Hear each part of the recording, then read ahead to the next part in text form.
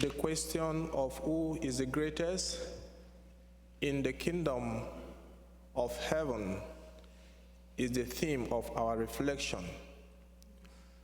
It is the hallmark of humility. Jesus used a child to drive home his message that we must depend completely in him. A childlike humility, the innocence of a child, one who is humble, acknowledges his or her weakness, acknowledges his or her nothingness, and depends completely on the Lord. But one who is proud, trusts in his or her ability.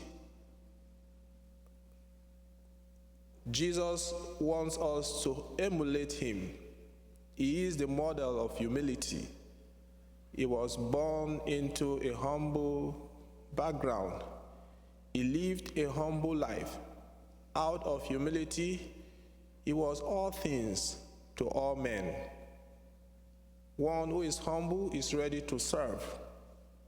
One who is humble relates easily with others and does not think of himself or herself better than the others. For us to be humble, it means we must always trust in God, completely dependent on God, that we can do nothing without God.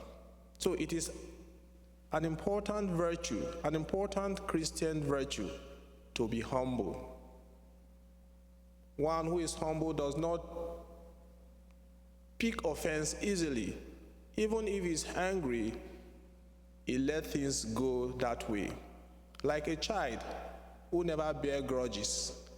And that is why Jesus uses the child to drive home his message to his disciples, that unless you be like a little child, you cannot enter into the kingdom of heaven.